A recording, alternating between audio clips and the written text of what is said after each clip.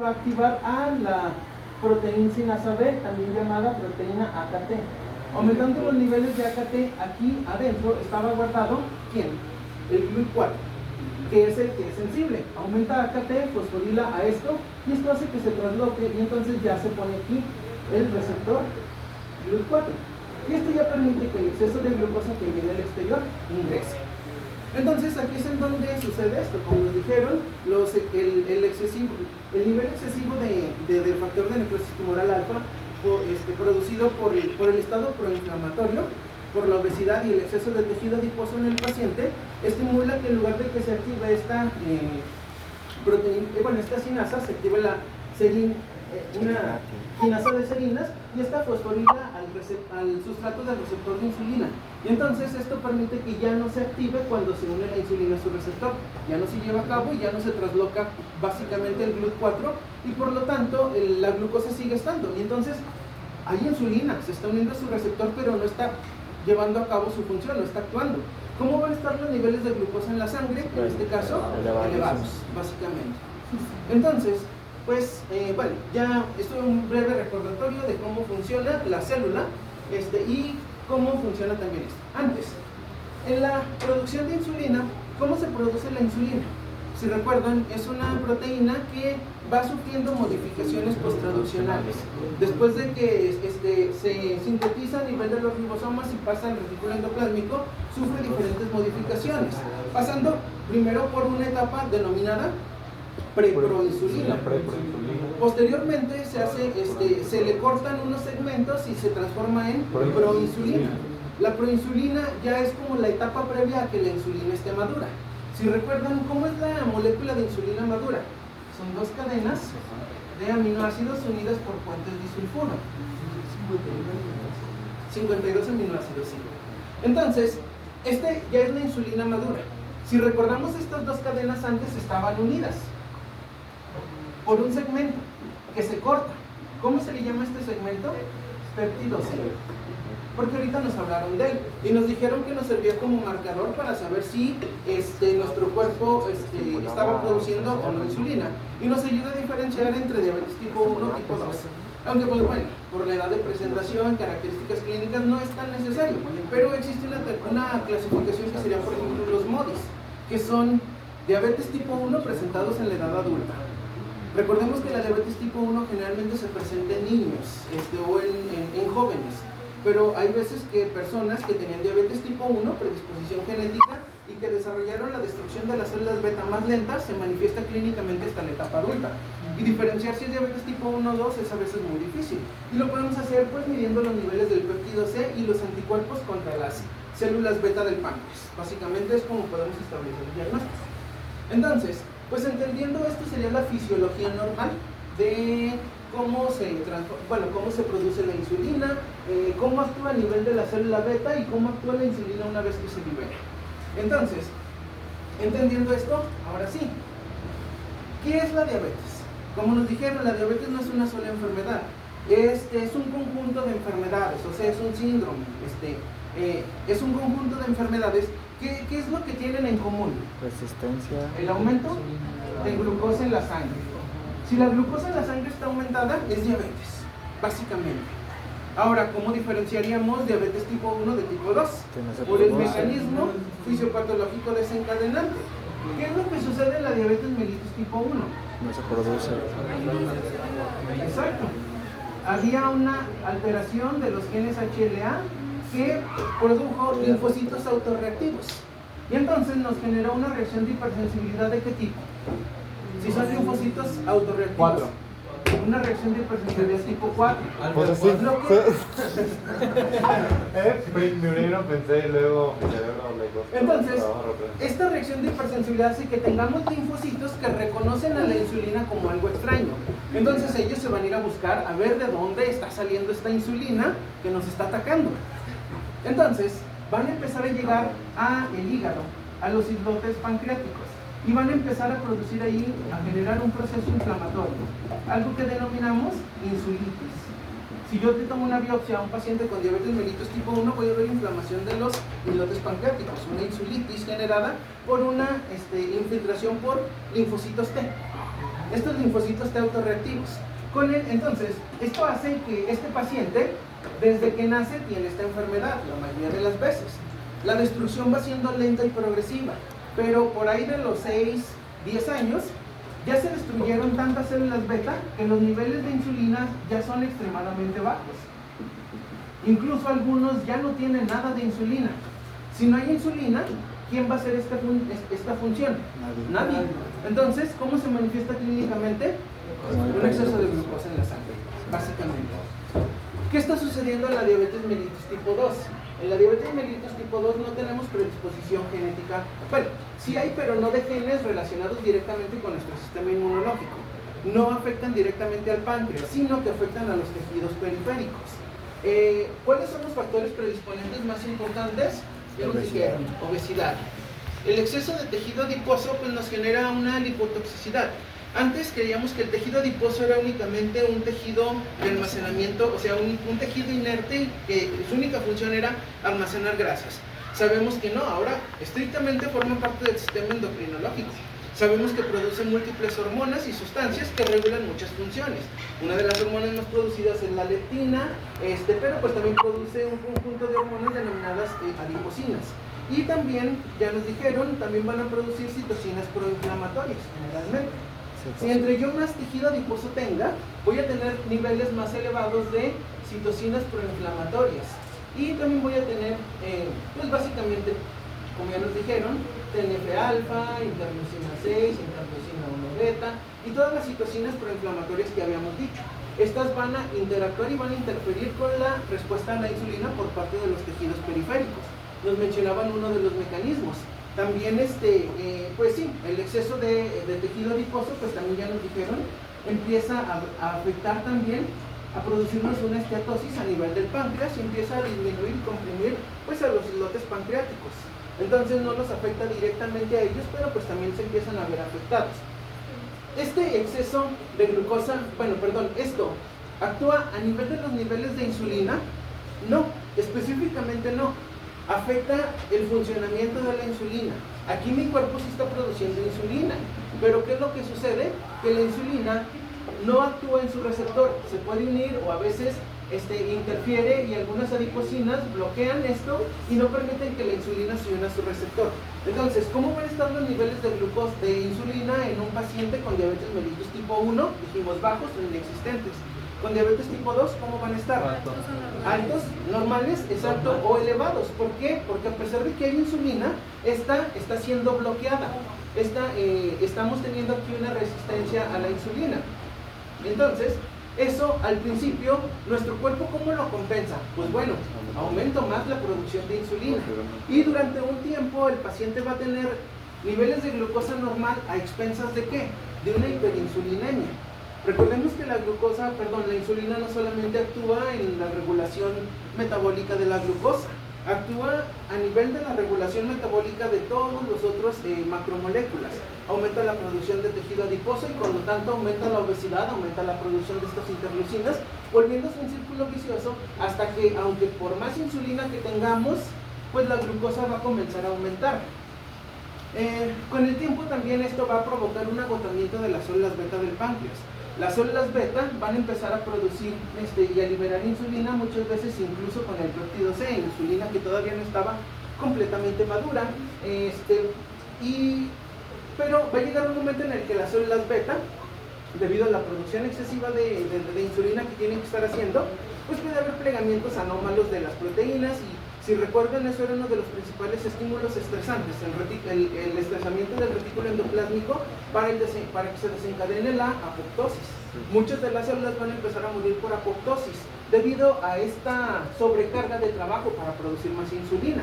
Y entonces, en una etapa más tardía, ¿cómo vamos a encontrar los niveles de insulina? Pues probablemente ya bajos, pero eso ya nos hablaría de que el paciente ya tiene muchos años con este problema, porque ya hubo un agotamiento de las células beta. Cuando comienzan a disminuir, por ejemplo, antes para mantener los niveles de glucosa normal tenían que estar muy elevados, entonces con el tiempo, pues estos niveles de glucosa, aunque elevados, ya no son suficientes para mantener la glucosa normal y ya se nos empieza a manifestar clínicamente el exceso de glucosa en la sangre. Y es cuando decimos que una persona ya tiene diabetes, básicamente. ¿Cómo establecemos el diagnóstico? Con los niveles de glucosa en la sangre. Pues si esta es la definición de nuestra enfermedad, eso es lo que nos va a dar el diagnóstico. ¿Cuáles son los valores normales de glucosa en la sangre de un paciente en ayuno? 85.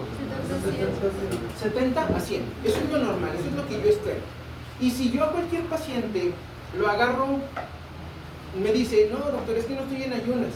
Muchas veces para zafarse de que dicen, a ver, déjeme revisarle la glucosa con el glucómetro, con un Destructis, que ya no se utilizan estas tiritas reactivas que se usaban antes, ya casi no se utilizan.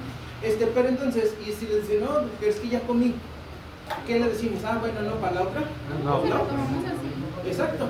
¿Cuáles son los niveles que esperaríamos encontrar en un paciente que ya comió? 140. Exacto. Cuando mucho, o sea, menos de 140. Teóricamente, una persona sana, así se coma un dulce, pura glucosa, azúcar concentrada, su cuerpo, mientras esté sano, lo más que le puede subir la glucosa en la sangre es a 140, teóricamente, básicamente. Y también este mismo valor aplica para la carga de tolerancia oral a la glucosa. ¿Cómo se hace esta prueba? En un vasito con 100 mililitros de agua disolvemos 75 gramos de azúcar, de dextrosa, o ya viene preparado. Se lo damos a tomar. Y entonces yo le voy a medir la glucosa en ayunas. ¿Cuánto debe de tener? ¿Sano? Menos de 100. A las 2 horas, ¿cuánto debe de tener? Menos de 140. Entonces, estos son mis parámetros, básicamente. Esto me indica los niveles de glucosa en el momento en el que yo la tomo. Pero los pacientes pueden llegar a manipular estos valores. Si tienen pacientes con diabetes, muchas veces 3 días antes de ir a la consulta dicen, ah, no, ahora sí, ya voy a cuidar mi alimentación, voy a comer mis verduras, voy a dejar de tomar refresco, comer pan y todo esto, para que cuando me hagan mi prueba, pues salga bien. ¿Qué podemos hacer para evitar ver eso por los niveles de hemoglobina glucosilada? ¿Cuáles serían los niveles de hemoglobina glucosilada normales?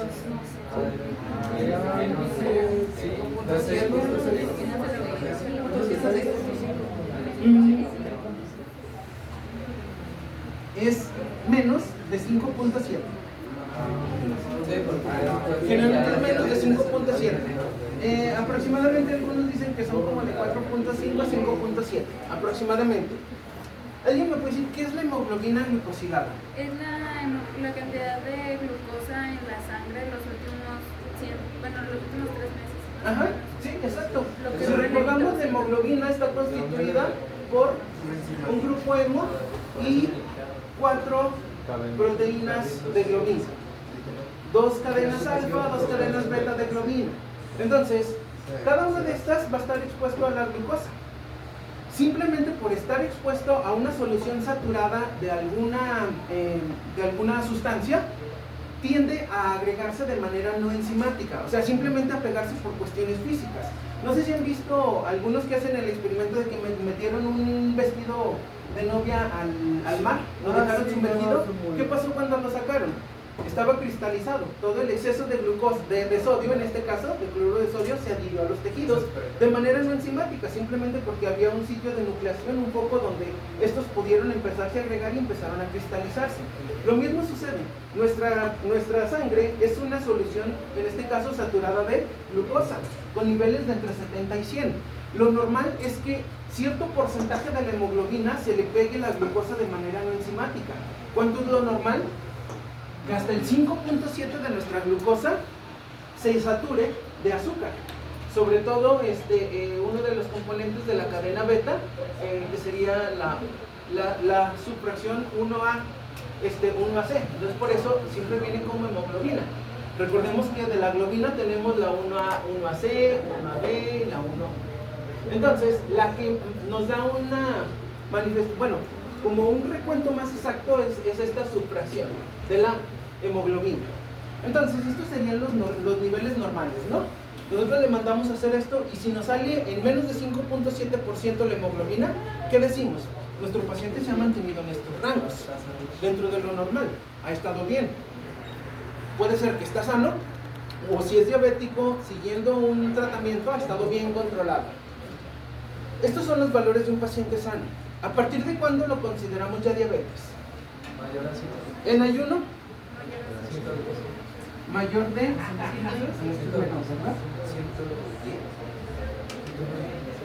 De 126 para arriba.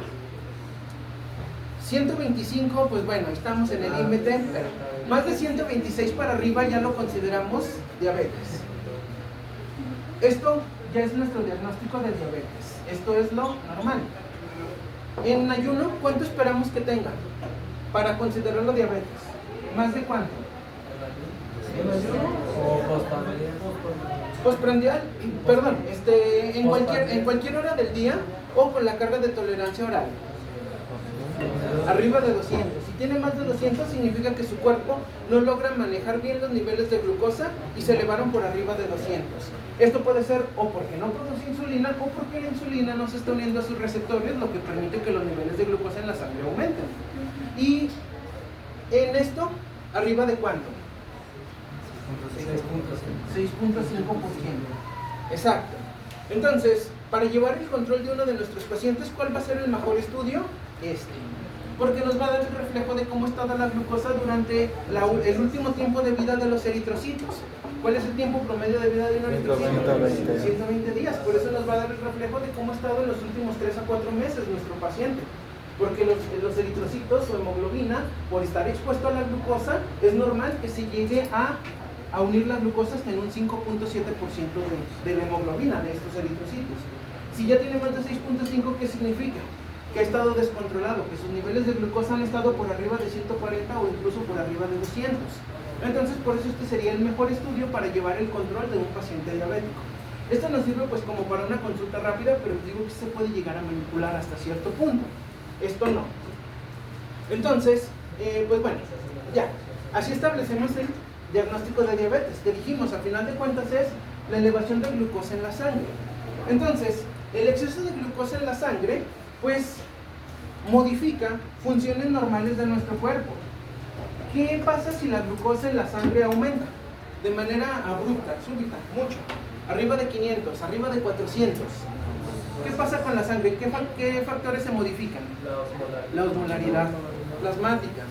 Si recuerdan, calculamos la osmolaridad con base en sodio, glucosa, básicamente. Ya se le pueden agregar otros electrolitos que tienen menos, por ejemplo, potasio, pero pues por la cantidad de potasio que hay en la sangre, que realmente pues, es entre 3.5 y 4.5 gramos por decilitro, es muy poco lo que va a afectar y va a hacer que varíe esta fórmula. Pero entonces, si en esta fórmula nosotros aumentamos la glucosa, ¿qué pasa con la osmolaridad plasmática? Aumenta, lo que hace que nuestra sangre sea una sustancia hiperosmolar. ¿Qué pasa si hay un exceso de electrolitos en el espacio extracelular? Y el agua intracelular se sale, deshidrata nuestras células, y si esto sucede a nivel de las neuronas, ¿qué produce? Entonces, por eso, una complicación metabólica aguda, ¿qué es? Es aquella que se puede presentar muy rápido dentro de la enfermedad. Las modificaciones de la osmolaridad, ¿necesitamos que el paciente tenga mucho tiempo para que las presente? No, solo necesitamos que se le suba de más la glucosa. Por eso, tanto la cetoacidosis diabética como el coma hiperosmolar no cetósico son complicaciones metabólicas agudas. Muchas veces incluso es como debutan nuestros pacientes. A veces nos llega el paciente en coma, no responde, cuando le tomamos la glucosa arriba de 600. Así fue como se manifestó, o sea, significa que no le habían diagnosticado su enfermedad porque no había acudido al médico por lo que fuera. Pero cuando llegó al hospital, pues ya tenemos nuestro diagnóstico. Es una complicación metabólica aguda por un exceso de glucosa, o sea, una hiperglucemia. De nuevo, la insulina, dijimos, regula muchas cosas. Dentro del hígado, la insulina estimula que no se produzcan cuerpos cetónicos, sino que metabolitos intermedios de la degradación de ácidos grasos y de estos otros se vayan por la ruta de la gluconeogénesis y por otras vías metabólicas. Entonces, eso nos explica por qué la complicación metabólica aguda de la diabetes mellitus tipo 1 sea la cetoacidosis. ¿Por qué? Porque ellos no tienen insulina. Y si no hay insulina, su hígado sí produce cuerpos cetónicos. Entonces, el exceso de glucosa más la producción de cuerpos cetónicos no solo modifica la osmolaridad plasmática, sino también el pH, haciendo un pH más ácido, que el paciente presenta una acidosis metabólica. En este caso inducida por cuerpos cetónicos, no como las acidosis metabólicas por aumento de Disminución, ¿no? de los ácidos, de otros ácidos orgánicos. Entonces, por eso la complicación metabólica aguda de la diabetes tipo 1 es la cetoacidosis diabética. Como este no produce cuerpos cetónicos, más o menos en cuanto están los niveles cuando se presenta la cetoacidosis diabética, muchas veces la glucosa se encuentra en rangos entre 400 y 500. Más cuerpos cetónicos ya nos produce cetoacidosis diabética. ¿Qué produce? Pues otra vez pérdida del estado de conciencia por la alteración más que nada del pH. Sí, hay un estado hiperosmolar también, pero es más, lo que afecta más es la modificación del pH. Recordemos que el pH fisiológico es el pH dentro del cual nuestras proteínas pueden funcionar de manera adecuada. Si lo sacamos de ese rango, dejan de funcionar y por lo tanto se detiene la actividad cerebral y nos produce un estado de coma, básicamente. Entonces, como estos no producen cetoacidosis, generalmente resisten más. Normalmente el coma diabético o el coma hiperosmolar, muchas veces no cetóxico, lo ponen así como coma hiperosmolar no cetóxico. Aquí sí que es lo que está afectando el estado de conciencia, la hiperosmolaridad. Entonces generalmente los niveles de glucosa están entre 600 y 800, muchas veces. Eso es algo que nos puede ayudar a diferenciar ya estando en el laboratorio. Perdón, en el hospital. Yo he visto que por lo mismo del aumento de la osmolaridad a nivel renal, ocurría, ya está la diuresis, aumenta la diuresis, y entonces orina mucho al paciente y eso disminuye así una hipotensión, entonces también puede llegar a coma. Sí, de hecho, el exceso de glucosa, pues ya dijimos, va a sacar el agua dentro de las células. ¿Y esa agua dónde se va a ir? A donde está el exceso del metabolito. En este caso, ¿dónde está ese exceso de metabolito? ¿Dónde está esa glucosa? En la sangre. Entonces va a haber un exceso de agua o líquido a nivel de la sangre y pues eso va a generar una hiperfiltración glomerular. Que no se alcance a reabsorber toda la glucosa precisamente porque es demasiada la que le está llegando al riñón y mucha de la glucosa eliminas a través de la orina, o sea, te produce una glucosuria. Junto con la glucosuria hay pérdida y depresión de volumen, y si de por sí ya había una modificación de la osmolaridad con esta deshidratación, todavía es que esa osmolaridad esté todavía más alterada y es lo que te produce la pérdida del estado de conciencia. O sea, entonces, pues bueno, estas serían las complicaciones metabólicas agudas. Ahora, ¿cuáles son las manifestaciones clínicas más frecuentes? Las 4P. Polidipsia, poliuria, polifagia y pérdida de peso. Esa mera es la que Esas quiero son llegar. las 4 clásicas y características de la diabetes. Vamos a ver, ya dijimos, tenemos un paciente que tiene 320 de glucosa en la sangre. No es tanto como para causarle complicaciones metabólicas agudas, pero pues ya tiene un exceso de glucosa en la sangre. ¿Qué sucede a nivel renal? Pues llega toda esa glucosa. Toda esa glucosa a nivel del glomérulo, ¿qué hace? Se sale. Entonces en la cápsula de Bowman tenemos hasta 320 gramos de glucosa. Por poner valores nada más que podemos cuantificar y medir en el laboratorio. De eso, después, a nivel del túbulo contorneado, acá están las arterias, a nivel del túbulo contornario, del túbulo proximal, ¿qué sucede? ¿Se reabsorbe cuánto? 99%, ¿no? Una cosa Prácticamente toda la glucosa. Cuando un paciente está normal, ¿cuánto debería de pasar? 1%. 100. Supongamos, está controlado y está en ayunas, tiene 100. Entonces, ¿cuánto reabsorben los túbulos contorneados? 100. Esos 100 gramos los regresa a la sangre, los regresa a la circulación, los reabsorbe todos. Pero hay algo que se llama umbral de glucosa, umbral renal de la glucosa. ¿Alguien sabe de cuánto es este umbral? De 180 aproximadamente. O sea, eso significa que cuando en este líquido haya más de 180 gramos, ¿qué va a pasar? Hasta absorción. Solamente puede absorber 180 y ya. Si nuestro paciente estaba teniendo 320, ¿qué sucede? Se reabsorben 180. Pero ¿cuánto se nos está pasando hacia acá? 60. 40. Matemáticas, ¿no? ¿Y estos 140 se van a volver a reabsorber en algún lado? No. En ninguna otra parte de la nefrona vuelve a haber un sitio donde la glucosa pueda reabsorberse. Y entonces esto va a generar una orina hiperosmolar. ¿Qué va a suceder? Va a haber absorción de agua. Y entonces va a haber deshidratación de esa persona. Entonces, nuestro cuerpo para tratar de eliminar esto va a estar orinando mucho más seguido. Va a tener que orinar más veces. ¿Por qué? Porque reabsorbe mayor cantidad de agua. ¿Qué sucede con el sodio? ¿Cómo? Aquí hablamos de que se reabsorbe agua, pero ¿cómo se reabsorbe agua a ese nivel? Absorbiendo sodio. Con sodio. A nivel de los túbulos renales tenemos los SGLT, los transportadores luminales de glucosa sodio. Esta glucosa no se absorbe solita, se absorbe junto con sodio. Si recuerdan, este era un ejemplo del cotransporte, en el que teníamos un transportador abierto y tiene dos espacios, uno para glucosa y otro para sodio. Se une la glucosa y si no se une sodio, ¿qué pasa? No se absorbe. Entonces, para poder absorber la glucosa, a fuerza se tiene que unir un sodio. Esto se cierra, se abre hacia el interior, se liberan ambos metabolitos. Hubo un cotransporte de ambos. Entonces, para poder absorber a la glucosa, que sabemos que es un metabolito importante, también disminuye la concentración en la orina de qué elemento, del sodio. Entonces, por eso cuando llega a nivel de la mácula densa, detecta que hay concentraciones bajas de sodio y ¿qué hace? Libera renina para activar el sistema renina-angiotensina-aldosterona. Y entonces todo esto genera hipertensión arterial asociado a la diabetes, básicamente. Entonces, pues bueno, aquí el exceso de glucosa se elimina a través de la orina, y ahí está la primer P, poliuria. Genera deshidratación. También el exceso de glucosa nos genera aumento de la osmolaridad. ¿Qué es lo que detectan los osmoreceptores a nivel cerebral para decirnos que tenemos sed? Pues precisamente la osmolaridad plasmática. Cuando detecta que esta osmolaridad se ve afectada es cuando nos dice, oye, te falta agua, porque están muy concentrados los solutos en tu sangre, entonces hay que tomar agua para eso. Aquí hay modificaciones de la osmolaridad por el exceso de glucosa, pero también hay una deshidratación real debido a la glucosuria. Ahí está la segunda P, polidipsia, mucha sed. Tenemos un exceso de glucosa en la sangre, pero la insulina no está actuando. Y entonces, ¿qué están haciendo nuestro músculo, nuestro tejido adiposo? Gastando sus propias reservas. Exacto.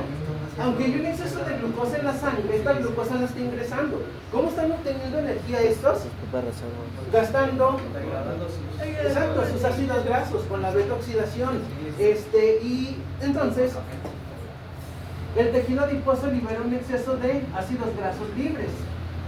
Bueno, de ácidos grasos libres. Y este exceso de ácidos grasos libres en nuestro torrente sanguíneo, ¿cómo lo interpreta nuestro cerebro? Dice, bueno, pues si hay un exceso de ácidos grasos es probablemente porque no hemos comido. Y entonces, para el cerebro, nos va a inducir apetito.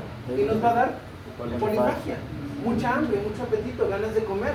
Porque sí tenemos glucosa, pero no dentro de las células para producir energía, sino a nivel del torrente sanguíneo. ¿Y por qué se da la pérdida de peso? Por la movilización de ácidos grasos del tejido adiposo. Se movilizan los ácidos grasos, eso disminuye el tejido adiposo y pues nos hace tener esta pérdida de peso asociada a todo esto. Entonces, pues bueno, ya dijimos, la cetoacidosis diabética y el coma hiperosmolar no cetóxico son las complicaciones metabólicas agudas asociadas a cada uno. Pero no importa si es diabetes tipo 1 o tipo 2, los dos tienen las mismas complicaciones crónicas. ¿Qué es lo que ocasiona las complicaciones crónicas de la diabetes? Aumenta la tensión arterial. Glucotoxicidad. Exacto, el exceso de glucosa, lo que denominamos glucotoxicidad. Esto genera daño por 4 mecanismos principales.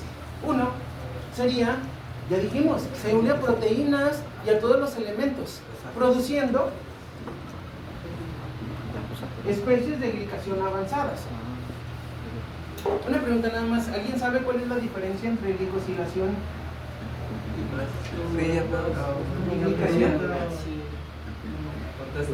La primera utiliza enzimas y la segunda no es Exacto. De hecho, anteriormente se le denominaba glicosilación no enzimática. Pero pues bueno, para no tener que ponerle todo el nombre, para diferenciarlas, esto es, porque en ambos el mecanismo es poner carbohidratos en elementos que no los tienen. Proteínas, ácidos grasos, lípidos y ácido nucleico o cualquier otra estructura. Entonces, la glicación es cuando este proceso se lleva a cabo sin la participación de enzimas. ¿En dónde se lleva a cabo la glicosilación? ¿En dónde? La aplicación. No, la glicosilación. Con enzimas. En el retículo endoplásmico rugoso. En el retículo endoplásmico es en donde se dan todos estos procesos de glicosilación que nos sirven para darle la estructura terciaria a las proteínas y el marcaje para determinar hacia dónde se van a ir. En donde se lleva a cabo la glicación en cualquier lado donde haya un exceso de glucosa y esta se puede unir y modificar químicamente a esa estructura. O sea, una Entonces, es fisiológica y la otra no. Una puede ser fisiológica y la otra no. Bueno, sí, exacto. Esto pues generalmente, como requiere la participación de enzimas, es un mecanismo estrictamente regulado, porque para que la enzima actúe y le ponga carbohidratos, pues tiene que recibir el estímulo señal o esa debe de ser su función. Mientras que esto no, esto se da simplemente porque hay un exceso de glucosa en el líquido, se une de manera no enzimática y cristaliza esas estructuras. Modifica estructuralmente a proteínas, lípidos, a otros carbohidratos, bueno, modificándolos diferente, y entonces todos estos van a tener su contraparte o las células, todas las células de nuestro cuerpo van a tener a los receptores, que serían los receptores de las especies de glicación avanzadas, los tractos. A nivel de las células inflamatorias, estos aumentan, sobre todo la vía del factor nuclear.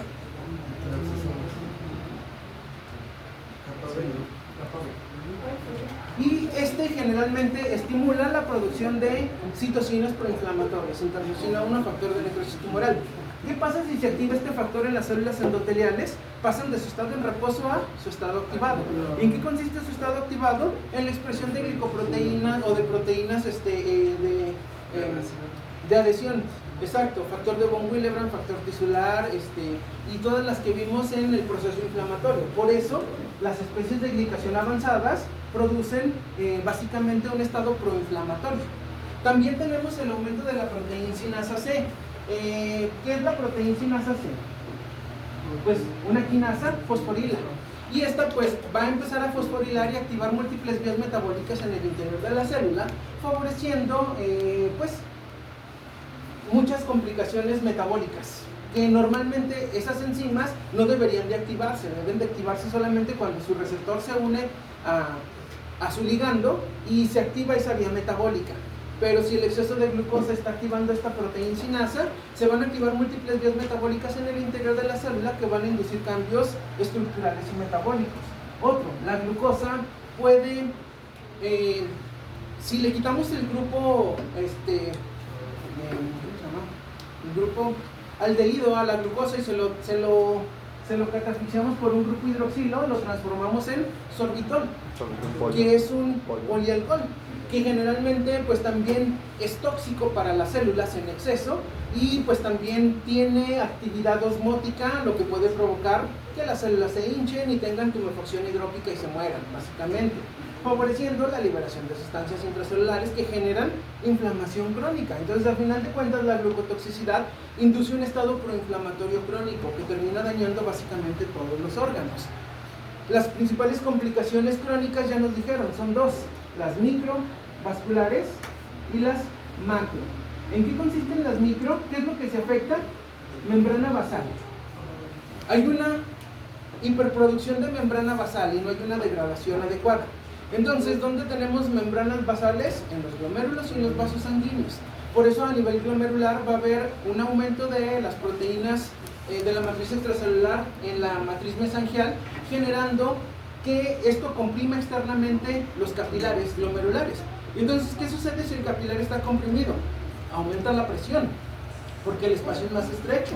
Y entonces esto genera que se salga más líquido, generándonos una hiperfiltración glomerular. También está modificado ahorita el sistema renina-angiotensina-aldosterona y también las arteriolas están contraídas para aumentar el flujo de sangre hacia todo esto, y entonces pues genera múltiples daños. Y el daño macrovascular, ¿cómo se manifiesta? Con la formación de aterosclerosis acelerada. Entonces, a nivel de los capilares y vasos sanguíneos pequeños, ¿qué sucede? Se modifica su membrana basal, generando estrechez y rigidez de la estructura de los vasos. A nivel de los vasos sanguíneos grandes, ¿qué sucede? Hay formación de ateroma, generando que se hagan estrechos, rígidos y duros. Todo esto, ¿cómo se manifiesta clínicamente? Pues con daños hipertensivos, generalmente. Arteriolosclerosis hialina, aterosclerosis, y pues todo esto puede generar la oclusión de los vasos sanguíneos y la isquemia de todos los órganos que quedan por delante. Si es de las coronarias, infartos. Si es del polígono de Willis, infartos cerebrales. Si es de las extremidades inferiores, úlceras arteriales. Y teniendo en cuenta que el exceso de glucosa también está dañando a la membrana, a las membranas basales y a los nervios, como dijimos, a la conducción nerviosa, afectando directamente a lo que sería la mielina y a las células de Schwann, pues ya no hay una conducción nerviosa, entonces el paciente no tiene sensibilidad. Así es que todo el daño que se está generando, el paciente ni siquiera se da cuenta. No se da cuenta porque no siente nada debido a la neuropatía periférica. Todo esto hace que no acudan a atenderse y ya cuando van con nosotros es porque ya se dieron cuenta de que el dedo estaba negro. No le dolía. Si recuerdan las úlceras arteriales, dijimos que algo característico es que son dolorosas, pero ellos ni la sienten por la neuropatía periférica, lo que acelera generalmente todo este daño. Pues bueno, les digo así, el tema es un poquito, yo sé que es muy extenso, y pues creo que se tenía todo. No sé, ¿alguna duda o algo? Bueno, entonces, ¿cuándo vamos a hacer el examen? ¿El viernes? ¿Cómo ha sido? Estaba pensando, la próxima clase terminamos con... sí, terminamos. Y la próxima semana, hasta el martes, ¿está bien? Sí, el martes. El martes. Entonces, el viernes vamos a continuar, para no retrasarnos, vamos a ver el tema de la introducción a neoplasias. Ese video se los voy a dar yo. No podría ser el jueves. ¿El jueves. ¿Qué? El examen. Ay, cabrón. Pues bueno, miren, Ahora sí, sí, yo por mí hasta si quieren hacer los dos juntos el último día no hay problema. Yo voy a seguir nada más dando los temas. Por ejemplo, si el martes no lo hacemos, pues ese día vamos a seguir viendo cáncer de próstata, cáncer de mama, y todos los otros cánceres. Mejor votación, No, igual. Como digo la mayoría. Ya quedó. ¿Quién está de acuerdo en que sea el martes? Ay, es que el martes no está tan ¿El mal. jueves? Pues ya. Bueno, como les digo, no hay problema. No nos vamos a... O sea, no es que porque el examen vaya a ser no vamos a tener clases. Vamos a seguir viendo las clases normales para no retrasarlos.